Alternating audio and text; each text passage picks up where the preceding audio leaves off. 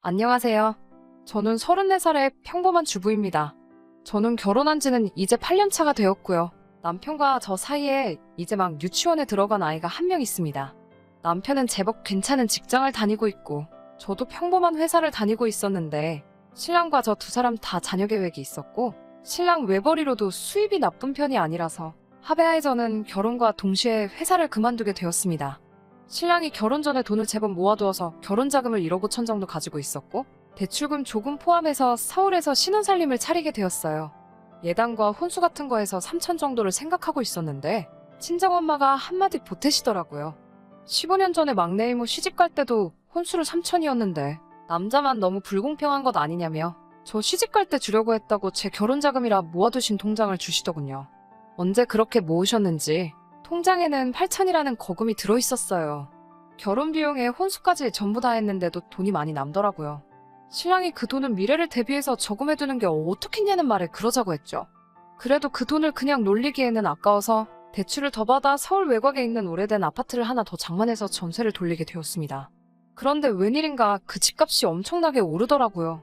아이도 무럭무럭 자라고 있고 그 아파트에 지금 사는 집까지 정리해서 학군이 괜찮은 집으로 이사가려고 계획을 세우고 있었어요.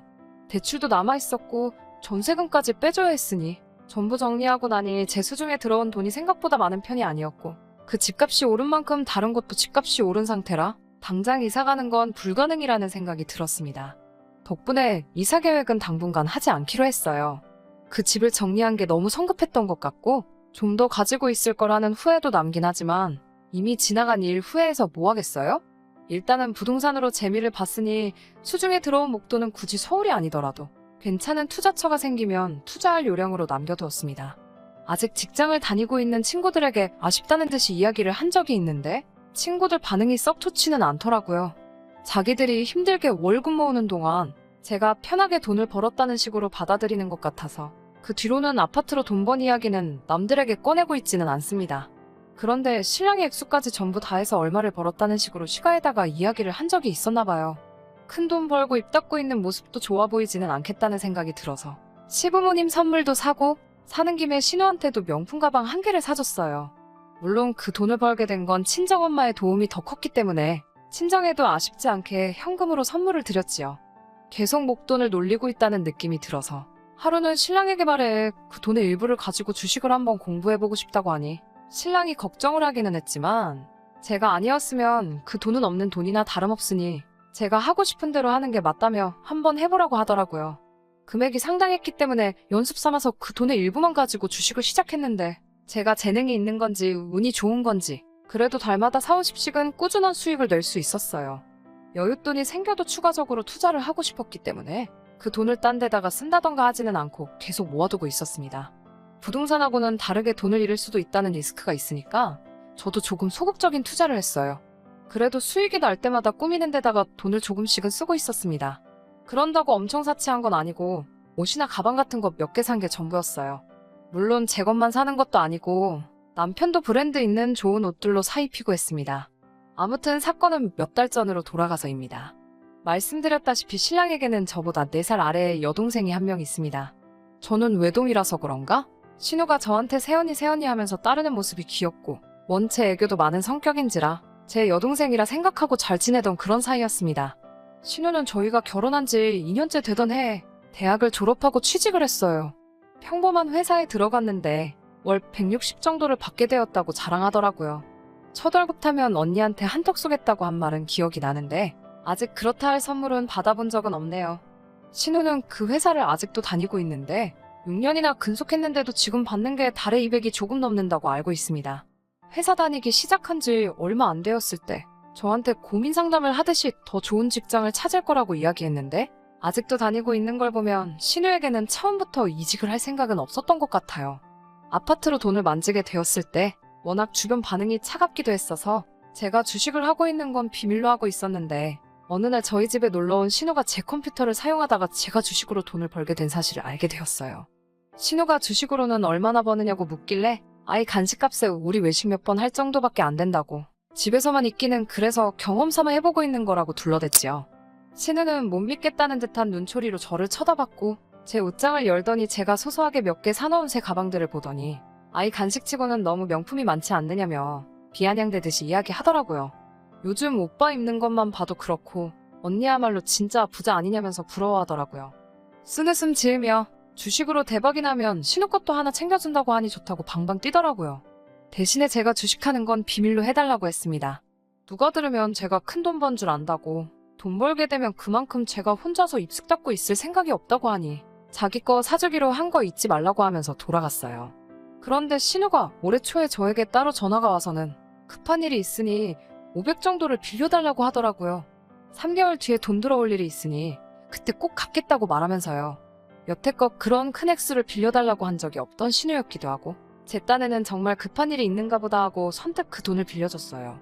제가 주식으로 수익을 많이 내었다고 해도 500이란 돈은 저에게도 큰 금액이었기 때문에 선뜻 빌려줄 만한 액수는 아니었지만 오죽하면 저에게 이런 부탁을 하겠냐는 생각에 길게 물어보지 않고 신우에게 돈을 빌려줬습니다. 3개월 뒤에 그 돈을 꼭 갚겠다던 신우는 빌려간 돈을 한 번에 갚는 대신에 찔끔찔끔 조금씩 갚기 시작했어요. 적게는 10,000원에서 많게는 50,000원 정도씩? 가끔은 5,000원 단위로 주는 날도 있어서 계산이 복잡해지더라고요. 갚을 돈이 얼마나 남았는지 정리하기도 힘들고 해서 깔끔하게 한 번에 받는 게 더 낫겠다는 생각이 들어 신우에게 한 번에 주면 안 되겠냐고 부탁을 했지요. 그런데 제 입이 방정이었네요. 알겠다고, 꼭 갚겠다고 걱정하지 말라던 신우는 그때부터 연락도 뜸해졌고 돈 갚을 생각이 없는 것처럼 보이더라고요. 카톡에 올라오는 사진을 보면 여기저기 좋은데 다니면서 비싼 밥 먹으면서 즐기며 살고 있는 것 같기는 한데 돈 갚는다는 말이 통 없으니 저도 참다 못해 하루는 신우에게 언제 돈을 갚을 수 있냐고 단도직입적으로 물어봤어요. 언니가 한 번에 받기로 하자고 하지 않았냐면서 오히려 제가 보챈다는 듯이 짜증을 내길래 저에게 주기로 한 날이 이미 한참 지나서 물어본 거라고 대답했더니 언젠가 제가 주식으로 돈 좀 벌면 선물해주겠다던 거 안 받을 테니 좀 더 기한을 달라고 그러더라고요. 사실 그때쯤에는 손해를 보고 있는 상황인데다가 그런 식의 대답을 들으니 저도 가만히 있을 수가 없더라고요. 땅 파서 나오는 돈도 아니고 저도 나름 고생하면서 힘들게 벌고 있는 돈이라고요. 계속해서 쏘아붙이니 신우가 아무 말도 못하고 있더군요. 언제 갚는다는 대답은 결국 듣지 못하고 전화를 끊었습니다. 그러고 며칠 뒤 신우가 저 좀 잠깐 볼 수 있겠냐고 묻는 말에 돈을 갚으려나 보다 해서 약속 장소로 나갔어요. 그런데 신우는 그 상황에 저에게 500을 더 빌려줄 수 있냐고 물어보더라고요. 눈에는 눈물이 그렁그렁해서 자기가 지금 어디에 돈을 묶어놓은 게 있는데 꼭 지금 돈이 필요해서 그러는 거고 묶여있는 돈은 조금만 있으면 찾을 수 있으니 그때 전에 빌렸던 것까지 한 번에 갚겠다고요. 신우가 울면서 부탁을 하니 조금 그렇기도 하고 혹시나 신우에게 다른 사람한테는 말하지 못할 무슨 일이 생긴 건가 하는 걱정도 들어서 빌려주겠노라 했습니다. 신랑에게는 무슨 일이 있어도 말하지 말아달라고 하더라고요. 시어머니도 그렇고 신랑한테도 그렇고 가족들한테 괜히 걱정 끼치고 싶지 않다고 꼭 좀 부탁한다는 말에 저도 신우가 제가 주식으로 돈을 벌고 있는 걸 함구해주고 있었으니 알겠다고 했습니다. 그래도 이번에는 확실하게 하는 게 좋겠다고 생각해서 차용증 하나 써놓고 돈을 빌려줬습니다. 저한테는 평소에 여동생같이 생각했던 신우이기도 하고 남편의 가족이기도 하니까요. 제 돈을 안 갚은 건 얄미웠지만 항상 씩씩하고 애교 많던 신우가 제 앞에서 처음 그렇게 눈물을 보이면서 우는데 외면을 못하겠더라고요. 제가 또 실수를 저질렀다는 걸 깨닫게 된 건 그날로부터 며칠도 지나지 않아서였습니다. 신우가 인터넷에 버젓이 새로 산 거라며 명품 가방을 자랑이라도 하듯이 사진을 찍어서 올려놨더라고요. 대체 어디에 무슨 돈을 묶어놓았는지는 모르겠지만 제 돈을 갚아도 모자랄 판에 100만 원이 넘는 가방을 사재끼는 신우에게 더 이상의 여지도 주어선 안 되겠다는 생각이 들었어요. 그날 저녁 신랑에게 이 사실을 말했어요. 신랑은 그게 진짜냐며 깜짝 놀라더라고요. 신우는 최근에도 몇 번이나 남편에게 따로 연락을 해서 돈을 빌려간 적이 있다고요. 얼마 전에 신랑도 신우에게 500을 빌려줬고 그런데 그것도 모자라서 저에게 돈까지 빌려갔다는 사실에 엄청 놀라더라고요. 신랑은 한숨을 푹 쉬면서 자기가 한번 이야기해보겠다 말했습니다. 어느 날 신랑에게서 어디 카페로 나오란 연락을 받아서 그쪽으로 향했는데 거기엔 신우와 신랑이 이미 같이 있더라고요. 신우는 제가 올 것이라고는 예상을 못했는지 저의 등장에 약간 벙쪄있는 표정이었어요. 제가 도착하자마자 신랑은 신우에게 바로 돈 이야기를 꺼냈습니다. 듣자 하니 그날도 신우가 남편에게 용돈을 달라며 불러낸 상황이었고요. 신랑 입에서 저에게 빌려간 돈 이야기가 나오자 신우의 표정이 대번에 바뀌더라고요. 말하지 않기로 해놓고 다 말해버린 거냐며 억울한 표정으로 저를 째려보고 있었어요.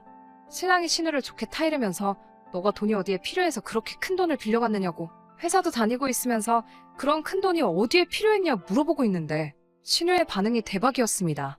신우는 오히려 신랑에게 제가 오빠가 힘들게 벌어온 돈을 함부로 굴리면서 주식을 하면서 명품 가방을 사 모으고 있는 사실을 알고 있느냐고 자기한테 들키니까 비밀로 해달라고 했다며 그 사실을 고자질하듯이 신랑에게 말하더라고요.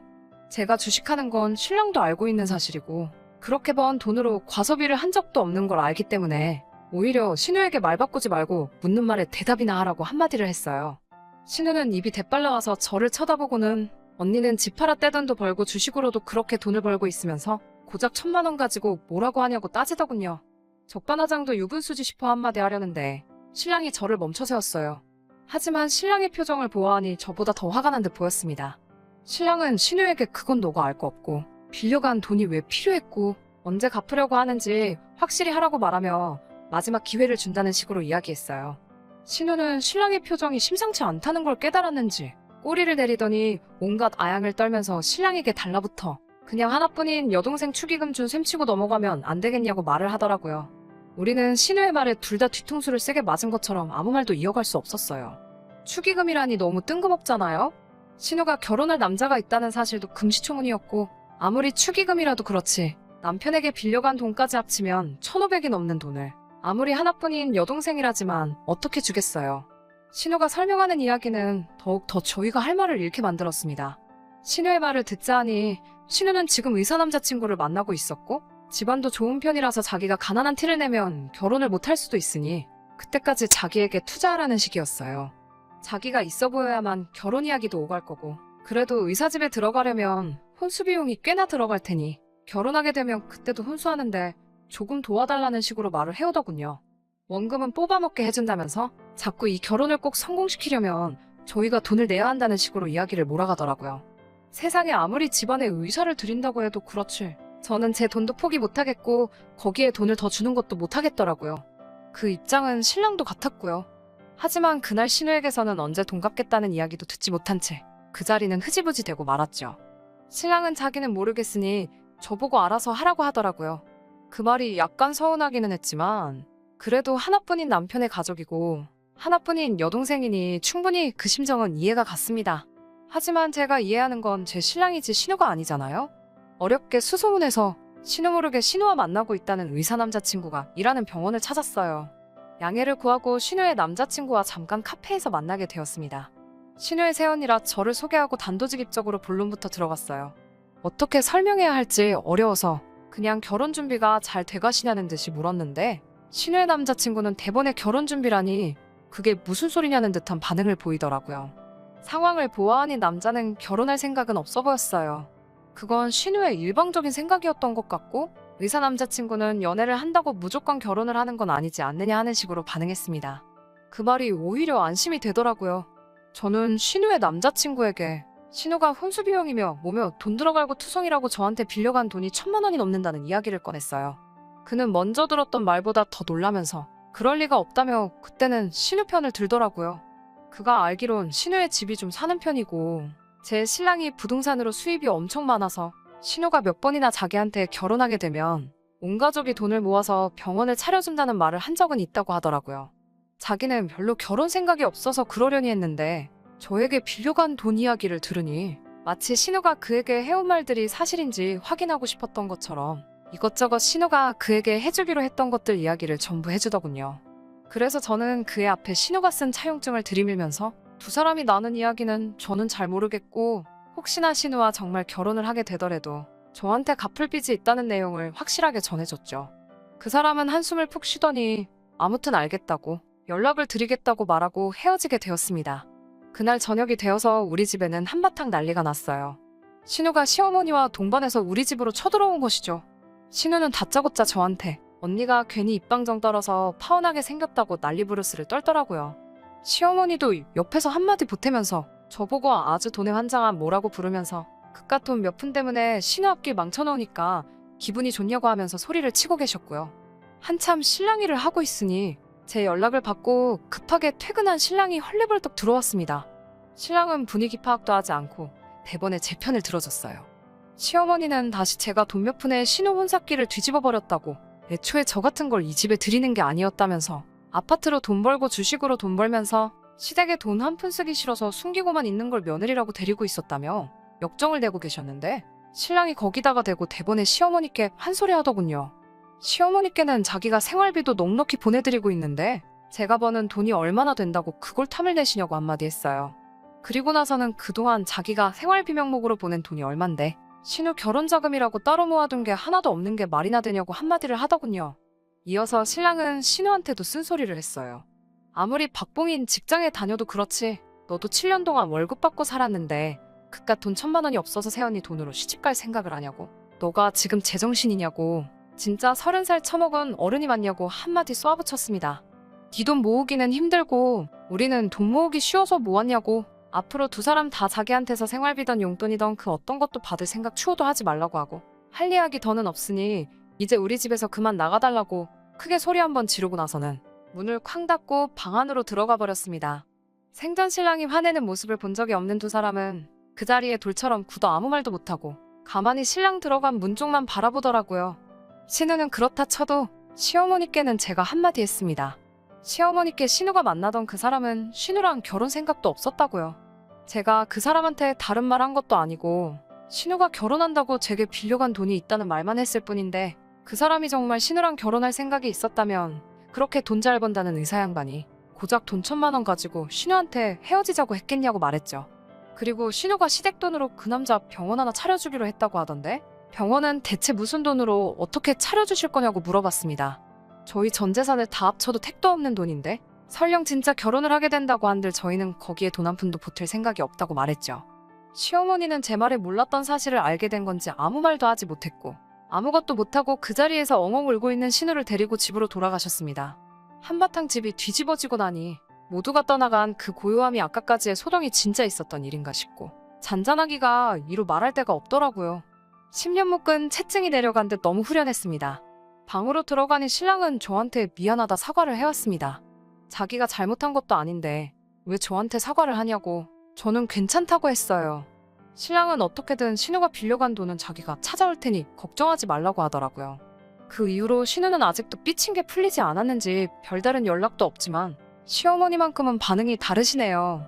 평생 저에게 먼저 전화 한번 해주신 적이 없는 분이 연락도 먼저 하시고 집으로 눈에 좋다는 한약도 지어서 보내주시고 아주 돌아서 버린 아들의 마음을 돌리려고 평소에 한 번도 보지 않던 제 눈치를 보시며 안간힘을 쓰시면서 노력 중이십니다. 하지만 진짜 목표했던 학군 좋은 동네로 이사갈 때까지는 조금 치사할 수도 있지만 신랑이 말한 대로 당분간 시댁에 그 어떠한 금전적인 지원을 하지 않을 계획입니다. 이미 저는 시댁에 돈에 환장한 모 같은 게 돼 있는 것 같으니 진짜 그렇게 한번 살아보려고 해요.